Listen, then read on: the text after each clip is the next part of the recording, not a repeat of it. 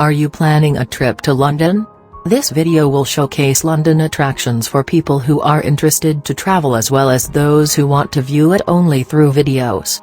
London is Europe's largest city, spanning more than 620 square miles from its heart on the River Thames. London is Europe's most diverse metropolises. There are around 200 languages spoken within its confines, and more than 30% of the population is made up of first, second and third generation immigrants. Despite Scottish, Welsh and Northern Irish transference, London is still where the country's news and money are made. London is where the central government resides and where unsophisticated life begins.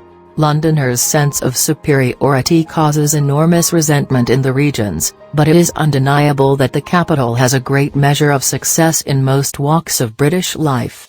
Most of the major attractions in Europe is located in London.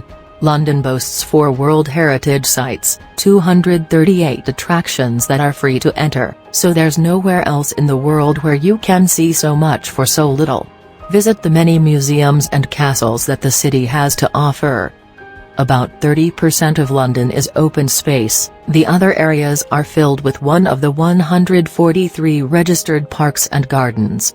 Many of the parks have short walking paths and nature trails can be found in places like Hampstead Heath and Myland Park, so put your walking shoes and go for a stroll, take a picnic lunch for the end of your walk.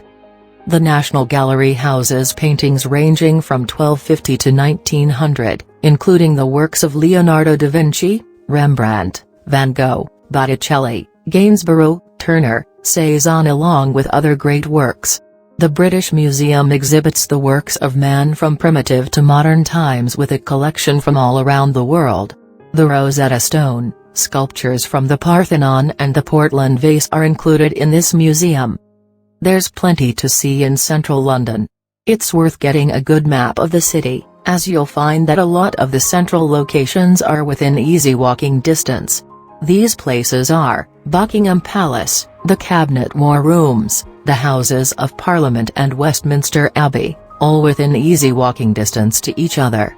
That means that you can cover those attractions relatively easily. In fact, once you get to the Houses of Parliament, you'll also be able to see the London Eye, which is also easily reached by crossing Westminster Bridge. Pre-book attractions where possible. When it comes to spending a weekend in a city, it's important to be organized. Pre-booking attractions and pre-arranging routes around London may feel like a bore when you're sitting at home, but it will save you plenty of time when you reach the city. There's plenty to do in the evenings, with the various London shows always being popular. The heart of London's Theatreland is to be found in Shaftesbury Avenue, and you'll also find plenty of eating options nearby, particularly in Soho and Covent Garden. Many of the top restaurants have websites, so you can pre-book these too before arrival in London, if a particular one has caught your eye. Many restaurants will offer pre-theatre menus. These are served before show times, ensuring that you can get a meal before heading off to the theatre. To sum up, the key to having a great experience in London is to plan your stay in advance. Get a good map, find a centrally located hotel and pre-book as much as possible. Do you have experiences to share while in London? Feel free to share for everyone's knowledge. So, if you learned something new today, then give this video a like and share with a friend. Don't forget to subscribe so you will be notified on the next helpful video.